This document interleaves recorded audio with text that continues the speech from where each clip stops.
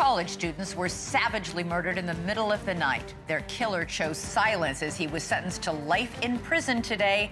Their families told him to rot in hell. I'm Elizabeth Vargas, and America's News starts right now.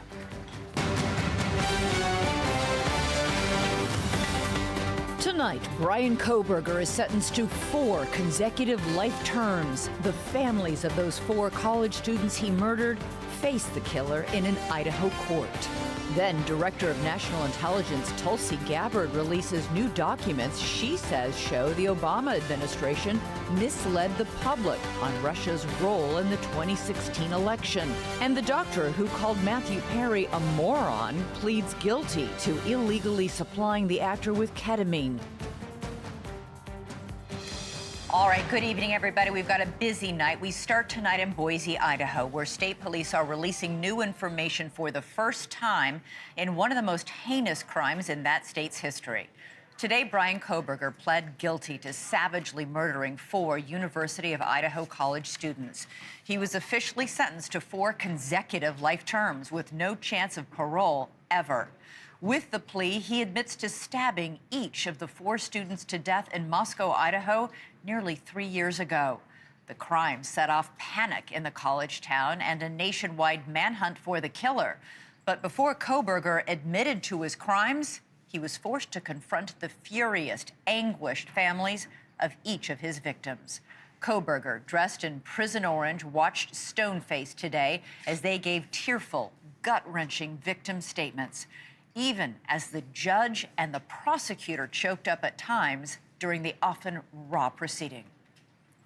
Because of him, 4 beautiful, genuine, compassionate people were taken from this world for no reason. You're gonna go to hell. I know people believe in other stuff. You're evil. There's no place for you in heaven. You took our children. Jesus has allowed me to forgive you for murdering my daughter. Steve Gonzalez, the father of Kaylee Gonzalez, delivered some of the toughest words to Kohberger. He was followed by his daughter, Olivia, who called her sister's killer a sociopath and a coward. You picked the wrong families. The wrong state, the wrong police officers, the wrong community. Within hours, we had your white car on camera. We knew from the very beginning we had you. The police officers tell us within minutes they had your DNA, like a calling card. You were that careless, that foolish, that stupid. Master degree, you're a joke. Complete joke. The truth is, you're as dumb as they come. Stupid, clumsy, slow, sloppy, weak, dirty. Wow. The question on so many people's minds remained unanswered. Why did he commit this monstrous act? When given the opportunity to explain himself, or say anything at all for that matter, Kohberger responded with a simple 3-word answer. Mr. Kohberger, you have an opportunity to make a statement if you wish to. I take it you are declining. I respectfully decline. To which someone in the courtroom then yelled out, "Coward." Judge Stephen Hippler acknowledged that Kohberger's motive for the murders may never be known, but he told the court it was time to move on. He said the most important thing was remembering the young lives that were lost. Parents who took their children to college in a truck filled with moving boxes had to bring them home in hearses lined with coffins. I share the desire expressed by others to understand the why. But upon reflection, it seems to me, and this is just my own opinion, that by continuing to focus on why, we continue to give Mr. Kohberger relevance. We give him agency and we give him power. In my view, the time has now come to end Mr. Kohberger's 15 minutes of fame. And with that, the judge officially sentenced Kohberger to a lifetime behind bars. For more, let's go to Boise, Idaho, where NewsNation senior national correspondent Bryan Anton is standing by live. Bryan, you are in the courtroom today. You've been covering this story from the very start. What was it like being in there and seeing that firsthand, that raw emotion from these families? Yeah, I mean, it was gut-wrenching, Elizabeth. I'm not sure I've ever experienced anything quite like it, where my seat just happened to be by chance was right in the middle of the families, and they were just weeping and at some points hysterical throughout the entire thing. And you played that part where Kohberger said that he was not going to speak, and yes, they said coward, but I also heard people say kiss my ass, and they were very, very unhappy to hear that he had absolutely nothing to say after their just heartbreaking testimony. So many of them were looking directly at him, talking to him, looking him in the eye, begging for answers, really. And he was just stone cold, Elizabeth. Really almost no emotion on his face. There were a few times where like his mouth kind of moved in a weird way. I almost think it was more of like he was almost twitching or something, but he wasn't even nodding along. He was just totally stone cold, Elizabeth. And then, Bryan, late this afternoon, like literally in the last hour, the police department in Moscow, Idaho, began releasing all these documents. And in these documents, they say they never uncovered any sign at all that he knew these 4 young college students that he slaughtered.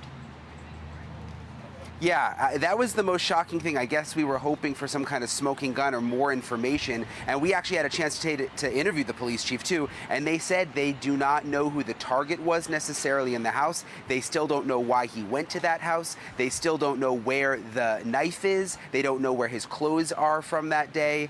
They said they actually interviewed him. I didn't know that. That was new to come out today. After they arrested him in Pennsylvania, he sat down for an interview, but stopped talking to them midway through. And it seems like they've got none of those motive questions. I want to show you some of these documents. There's hundreds of pages that we just got. There are these reports from officers who first got to the scene in Moscow right after the murders were called in, and they're just they're terrible to go through. I want to read you a little bit. This one is from an officer who responded. I looked inside the bedroom. Xana was laying, and it was obvious an intense struggle had occurred. Xana was obviously deceased. There was blood smeared on various items in the room and all over the floor.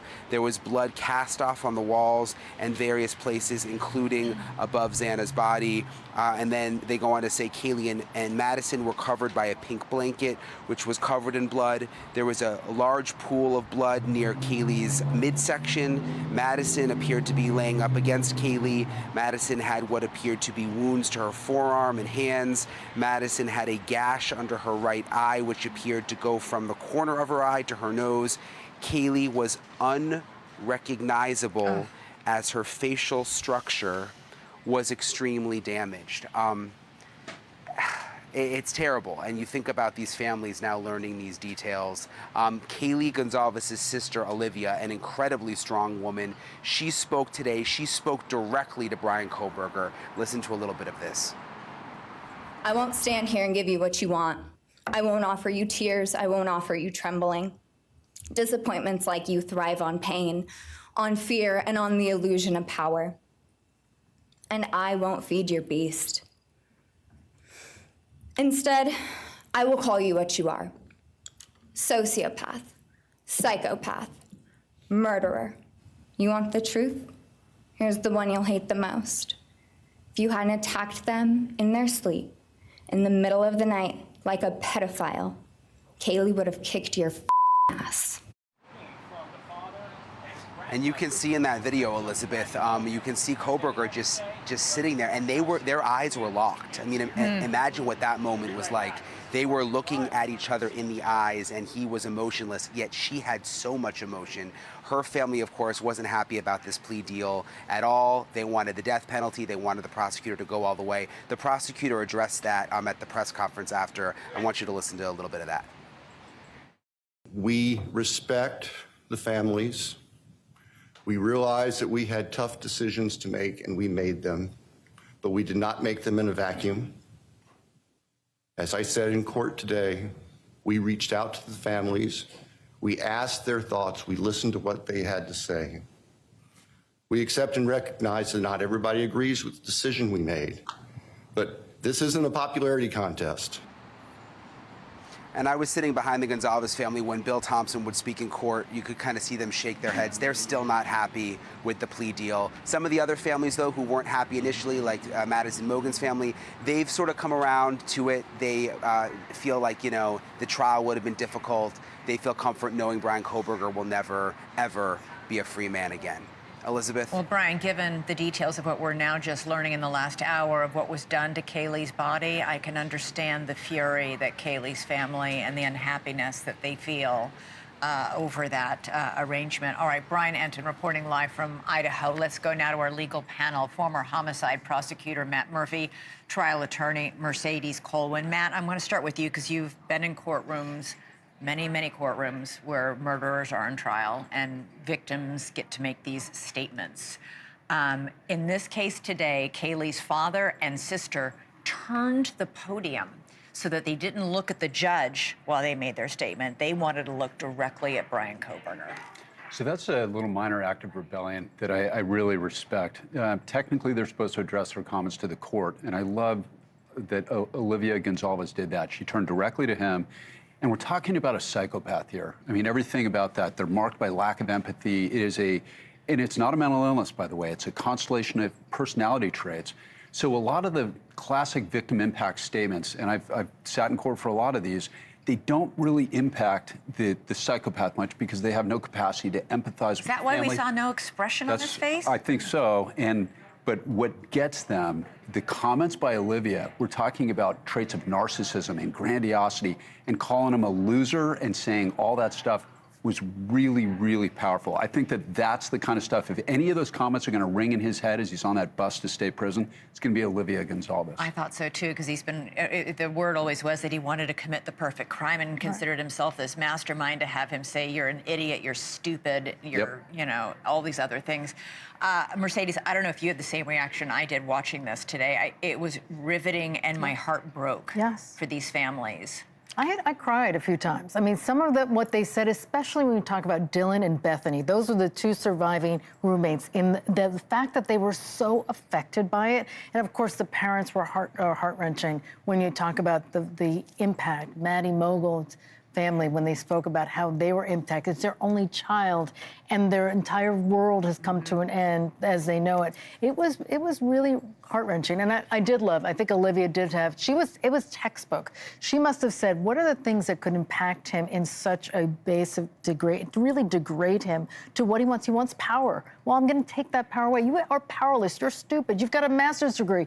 You saw that Steve called him a loser for that. Like, all of that was very impactful, Matt. And Mercedes, you're not just here as a lawyer. Your sister is a victim of a violent crime like this. So you also know what it's like for those families, and the fact that this is not something you ever recover from. Never. You never do. I mean, every holiday, you always miss her. I had her girls over the weekend, and when my niece first came in, she looked so much like her mom. I had to literally step away, not show any emotion, not cry in front of her, and say, oh my God, you look so much like your mom, and start bursting into tears. That's what I wanted. So I literally had to leave, take a walk, come back, and regroup.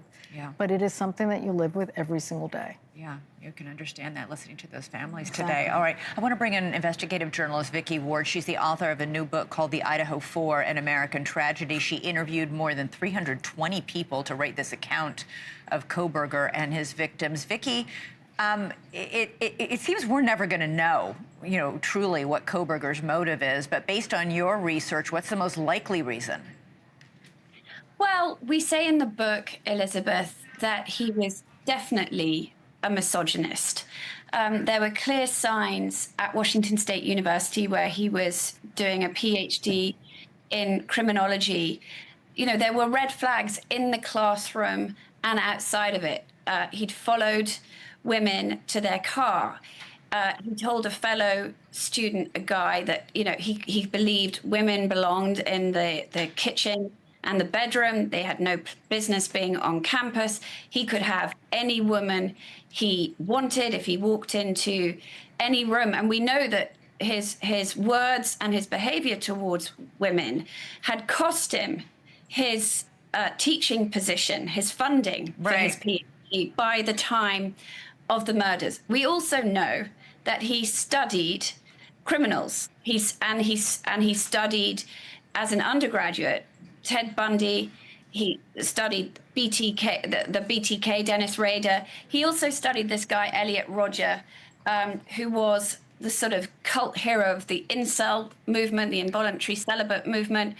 There are parallels between what Elliot Rodger, a college student in 2014, did but in 2 college towns, and what Bryan Kohberger did. Elliot Rodger said he was going to go out and murder the sorority girls who had rejected him. He made a video saying he was going to do that, sent it to his therapist and mother 2 minutes before he went out and killed 16 people. We know that Bryan Kohberger saw that video in class as an undergraduate at DeSales. We know that he is manipulative and cold. We know that as a teenager, he robbed from his best friend's mother. Vicky, police said this afternoon that they have never to this day found a single connection between Kohberger and the victims. They also refused to speculate on reports that Kohberger may have targeted perhaps Kaylee or Madison specifically. What, in your interviews, have you been led to? I mean, we know that the fact that he stabs Kaylee repeatedly in the face shows that's very unusual, and she's the only one who suffered such grievous wounds. Well, Elizabeth, or did he use something to bash her face? Because Olivia, I mean, this is something that I've been talking with the Gonzalez, with Steve and Olivia in the last few days, and Olivia did mention a second weapon, and you remember that Dylan Mortensen, the surviving roommate who saw him, described him as carrying something that looked like a vacuum. And we've all wondered until now what that was. And I know that the Gonzalez family came to believe in the last 48 hours. They sat down with prosecutors and got more details that they hadn't got until recently. That, there was, I believe they were told, a second weapon used to attack Kaylee and exerting force on her. They still believe that Maddie Mogan, I mean, this is just what the families and the close friends have believed, given that he went straight to Maddie Mogan's room, given that it was complete chance that Kaylee Gonzalez was there that night. She had long ago packed up her belongings and left that house. She was living at home with her parents, ready to move to Texas. She happened to be there that night because she had driven to Moscow to show Maddie her car. So the fact that Kaylee was there, my understanding from the family was that they believe she woke up, which is why he may have then bashed her in the face. So, it's just unbelievable. Very quickly, Matt, have you ever seen anything quite like that in all of your many, many years prosecuting homicides, to see that kind of overkill when it comes to violent disfigurement toward a victim? You have. What is it a sign of? Well, number one, you see that sometimes in mental illness cases where you'll get somebody who's genuinely mentally ill, which he is not. This is anger, isn't it? Well, this is a plan, whatever it was, that went pear-shaped when he went in. Yeah, I think he was expecting to have just one woman in the bed, and then there was 2, then there's noise, and then Ethan probably comes down. I would like to say, though, the judge's comments, I think, were very on point, especially concerning the 2 surviving roommates, because they've gotten a lot of heat out there publicly. They sure have. And I really appreciated the judge saying that these are kids acting like kids. So all the speculation and all the online sleuths, haven't read Vicky's book, don't know if it's in there, but all of the heat that those kids have gotten was inappropriate. I think that he really humanized them again, and I think that was a very poignant moment. It was quick in the hearing today. No, but you could see that when she did her victim impact statement, how she was shaking, visibly shaking. This is a young woman who's going to be dealing with this for the rest of her life. 10 seconds, Vicky, because we only have that much time. The father of Bryan Kohberger reportedly told neighbors his son was innocent and that his son was framed. His mother reportedly told people that he had Asperger's syndrome. Were the parents, I mean, we also know that Michael, the father, went all the way to Idaho, Washington State area, to get Bryan a few weeks after the murders and drove him all the way back to Pennsylvania. And at that point, the coverage of the murders was huge. It was everywhere. Yes. So, one has to wonder what they knew and when. I will say, Elizabeth, that my reporting shows in the book that actually they are decent parents who did their very best with Bryan Kohberger back in the day when Bryan was a teenager. It was his father who turned him over to the police because he stole a cell phone from his sister. His mother took him to Bible study when he was recovering from heroin addiction. So, you know, I think they wound up with problems from a son that they had not they could not control.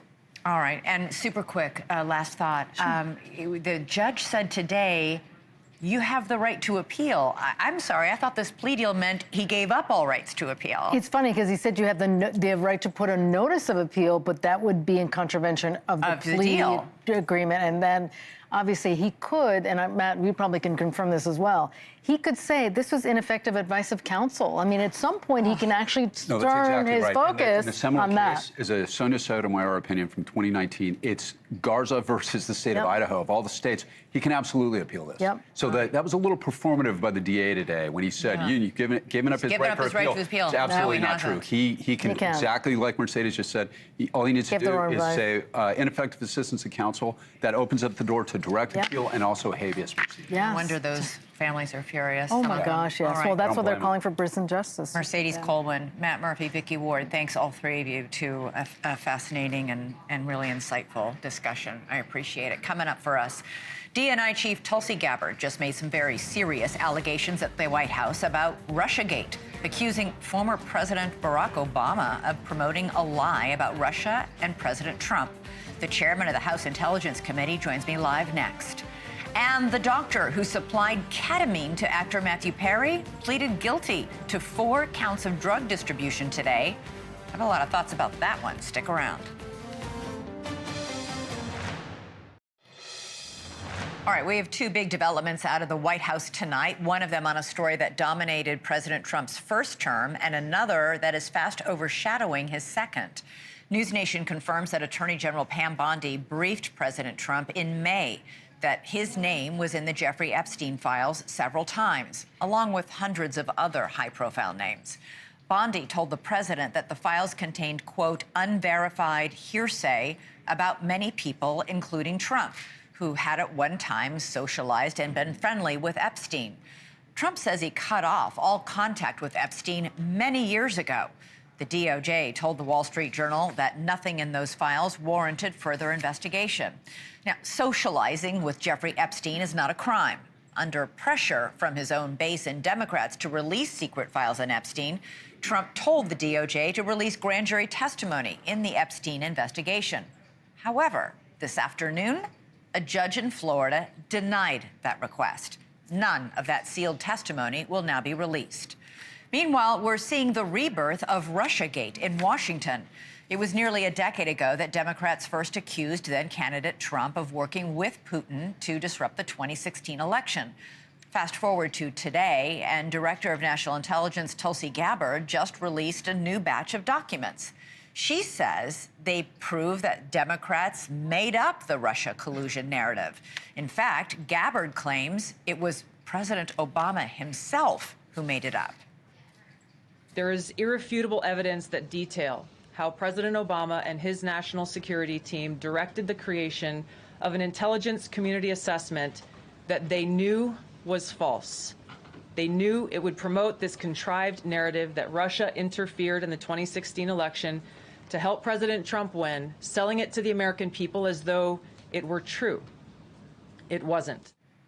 Gabbard says she has referred her allegations about former President Obama to the DOJ for investigation. That any of this new information implicates former President Obama in criminal behavior? We have referred and will continue to refer all of these documents to the Department of Justice and the FBI to investigate the criminal implications of this. All right, NewsNation's Joe Khalil joins us now. Joe, Tulsi Gabbard says the documents are irrefutable proof that there was this conspiracy to make up this lie. A lot of people are pushing back on irrefutable proof tonight. Yeah, they are. We're going to get to that in a minute. I just want to reiterate how serious the charges are that Director of National Intelligence Tulsi Gabbard put forward today. She used the word coup. She used the word treasonous, talking about former President Obama in her allegation that the Obama administration manufactured intelligence to further what she says was a false narrative about Russia trying to interfere in the election. Today, we talked to several Democrats and some Republicans, and many of them have a lot of doubts about the seriousness of this probe. We heard over and over again from Jim Himes, the top Democrat on the House Intelligence Committee, that he says the facts are settled already. In fact, he pointed several times to a Senate report that actually at the time, Senate Intelligence Committee was led by Marco Rubio, now President Trump's Secretary of State, where they did a years-long investigation and found conclusively that Russia did try to meddle several different ways in the election, but that they were not physically changing any votes. And Himes went further. This is what he said here. Here's the test. Tulsi Gabbard has leveled one of the most serious charges against an American, much less an American president, ever. She accused the former American president of treason. I can't think of anything more serious. So here's the moment where we call the bluff. When will the charges be leveled? 5 days from now, I'm going to ask, when are those charges leveled? 10 days from now, when are those charges? When are we prosecuting President Obama? The answer is never. Elizabeth, I'll just add this. We've talked to Himes several times. He's a pretty measured guy. I think that was the most fired up I'd ever seen him for any question I've asked him before. All right, Joe Khalil, thank you so much. Joining me now is Congressman Rick Crawford. He's the chair of the House Permanent Select Committee on Intelligence. Congressman, great to have you here. So Tulsi Gabbard says this report from the House Intelligence Committee way back in 2016 shows the most egregious weaponization and politicization of intelligence in American history. Is that what you see, sir, when you look at this declassified report? Absolutely. And so I started looking at this report in 2017 when the investigation was initiated by then Chairman Devin Nunes. This is not new information to us. This is new information to the American people because it was just declassified and allowed to be shared with the American people. So that's why we're talking about this right now. But the reality is that if you take away President Trump's name and just say president, every American ought to be concerned about this. This is not about President Trump as much as it is about perpetrating a fraud against an American president at the expense of the American people. And so, by the way, Russia collusion, if Russia collusion is, in fact, a thing, if it actually happened, and by the way, Adam Schiff swore up and down that he had evidence throughout that entire period and never produced one bit of it. But if that were the case, is that treason? And if that's treason, does that carry the same weight because that charge is being leveled against President Trump as it would being leveled against President Obama? Take away the names and look at the underlying issues and see if you feel the same. But what about the Senate report? The Senate Intelligence Committee spent an exhaustive amount of time investigating this. The committee was led by then Senator Marco Rubio, now Secretary of State. It said, in fact, Russia did try to influence the 2016 election. So I have no doubt that the Russians tried to interfere in our elections. They do that all the time. They do it in places around the world because they're trying to have an impact on influence and how they can be relevant in a given country or how they might possibly shape outcomes that would benefit them. That's not news. The narrative was that President Trump was involved in that, and he wasn't, and the evidence clearly shows that. So I'm not a part of the Senate. I don't know what goes on over there, don't want to know what goes on over there. That's for them to explain. Tulsi Gabbard says it was a lie that the Russian government helped Trump win the 2016 election. Flat out is, because if in fact he was President Trump had been the favorite of President Putin, why did President Putin turn to page 17 on the report? Why did President Putin choose to withhold that information against Secretary Clinton? And the reason is because he wanted to hold that in hopes that they could use it after the election. Because like everybody else in the media in the United States and the political punditry, They were convinced that Secretary Clinton was going to be President Clinton, and so Vladimir Putin held his damaging information in abeyance so he could damage her on the other side of the election. If he wanted to help President Trump, he had plenty of material to do it.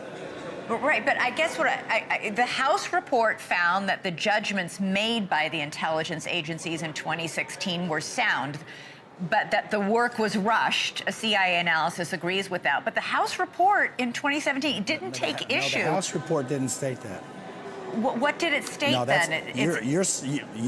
You're citing a CIA note that took place last month that said that the reporting was sound, but that there were possibly some issues. You look through that document that was just released this morning, and you can see that throughout there are questions about analytic integrity that are pervasive, and even Brennan acknowledged that the Steele dossier, which was fundamental to this, was flawed. But he said, and look at the document, he said, but it rings true, so let's use it. All right, that so was deliberate. To be clear, you're saying Russia did try to influence the 2016 election, but it didn't do it in collusion with President Trump, and it didn't do it to benefit President Trump? What I'm saying is it's common for Russia to engage in malign influence, whether it's an election or anything else.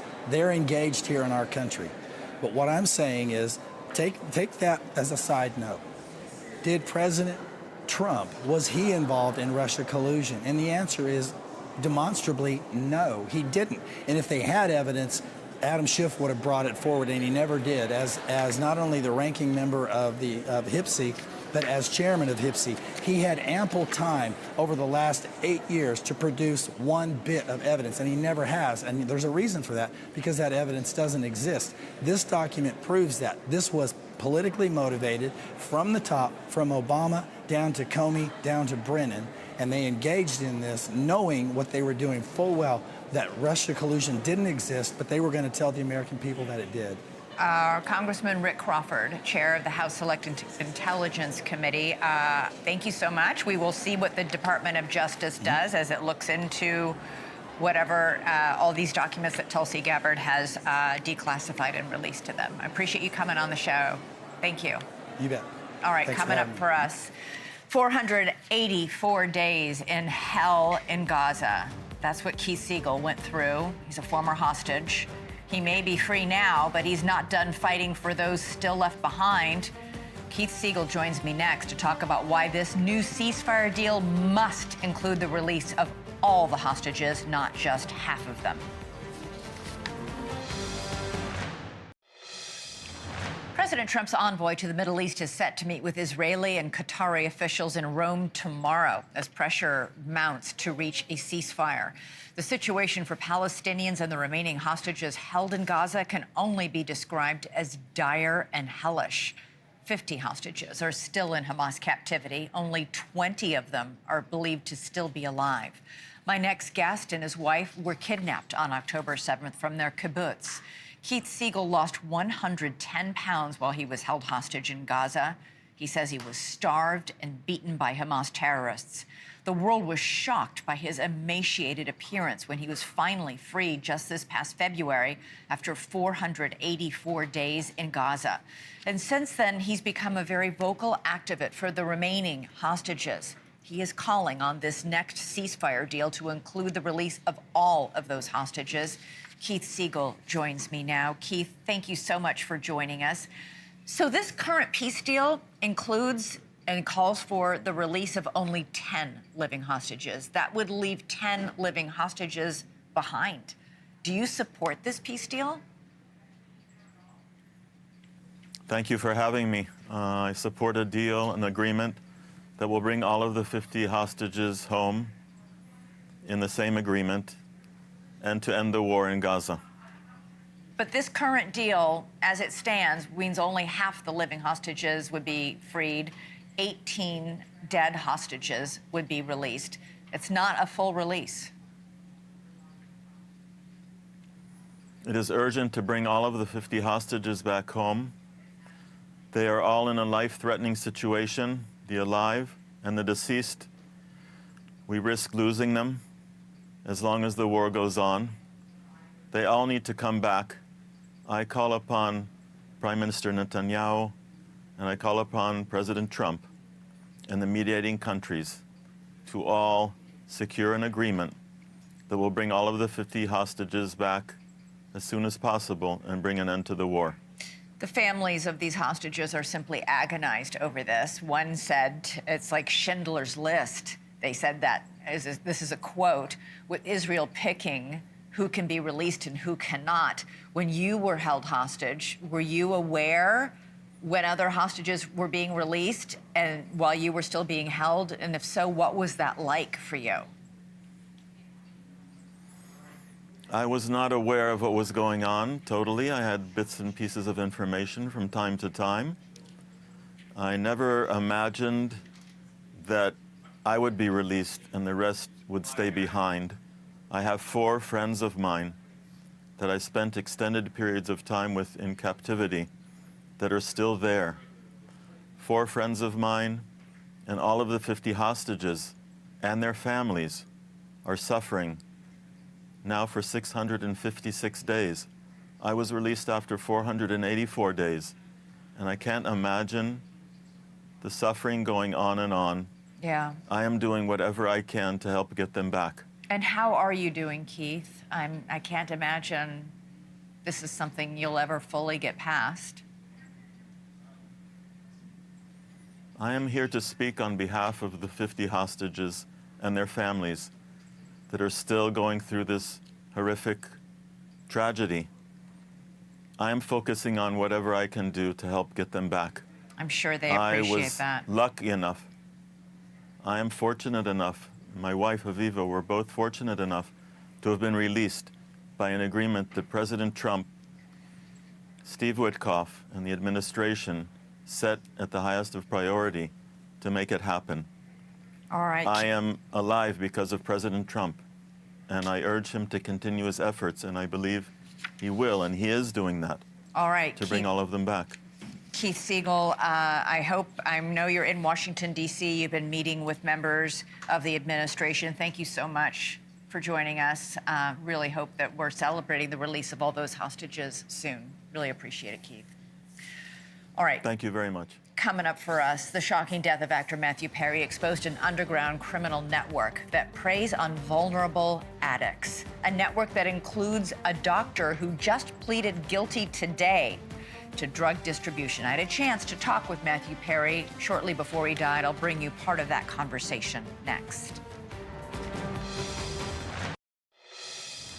Another doctor will spend time behind bars in connection with the death of Matthew Perry, the actor so famous around the world. Dr. Salvador Plasencia pleaded guilty today to illegally supplying the Friends star with ketamine. Perry, as you may remember, was found dead in his hot tub in 2023. I was one of the last journalists to interview him a short time before his death, discussing his struggle with addiction. You've been to 14 rehabs. You've been to 65 detoxes, and you've spent, according to what you wrote in your book, $9 million on your recovery. But 14 treatment centers is a lot, and sometimes they worked for 2 years, and sometimes they worked for 6 months. But you'd be surprised to know, since 2001, I've been mostly sober. Former federal prosecutor Nema Romani joins us now. Nema, this Dr. Plasencia was in text messages in court. We saw this earlier as evidence, calling Matthew Perry, quote, a moron because he was willing to pay so much to get his hands on ketamine. Is this plea deal today going to change anything about the underground drug market in Hollywood? I don't think so, Elizabeth, and I live and work in Los Angeles, and unfortunately, ketamine is one of the most abused drugs out there. Addicts typically cook it from its pure liquid form into a white powdery substance that they snort like cocaine. But in Matthew Perry's case, he was given liquid ketamine to administer in his home, which is well outside what's appropriate medically. To the extent that ketamine is appropriate, it's supposed to be given in a doctor's office or a hospital setting with an IV, not given to a patient to take home or have his assistant give to him. And then Matthew Perry, of course, died in his hot tub. Yeah, that was the thing about this case that really exposed that how the rich and famous in LA and Hollywood have access to all these doctors who are willing to prescribe illegally copious amounts of ketamine and other drugs. Well, yeah, there are pill mills, and obviously Matthew Perry's prescription drug and opioid addiction is pretty well documented. And you have doctors here that were taking advantage of a patient who was an addict. And like you said, it was that text message, how much is this moron willing to pay? And he was willing to pay tens of thousands of dollars to Doctors Placencia, Dr. Chavez, who also pled guilty. And really, I mean, this is the violation of the Hippocratic Oath. Yeah. Do no harm. So I'm not surprised that Placencia not only is pleading guilty with his trial coming up next month, but also losing his medical license. Yeah, we still have the trial of the ketamine queen, the only defendant left to still see justice. Nema Romani, thank you so much. Appreciate you joining us. And of course, Elizabeth, thanks for having me as always. All right, Chris Cuomo joins me live next. All right, time for Chris Cuomo to join me. He's got an all-star lineup. Bill O'Reilly, James Carville joining you in a moment. Can't imagine what you'll be talking about. So much happening today. You know, I look, Epstein and Russiagate. I mean, you know, one is derivative of the other, and none of this needs to be happening. There's so much opportunity for this administration to attach to the majority and its concerns and meat and potato issues. I mean, I really don't understand why the administration isn't jumping all over ICE policies and making an ecumenical change that addresses what the president has already said more than once, and stop the fire that's burning all over this country about resistance to what we're seeing and actually create consensus. Instead, they're deciding to double down on scandal, and I think it's a huge mistake. And that's what I'm dealing with tonight. All right, looking forward to the show, Chris. It'll be a good one. Thank you for watching. Subscribe below and download our NewsNation app right now on your phone, and you will get fact-based, unbiased news for all Americans.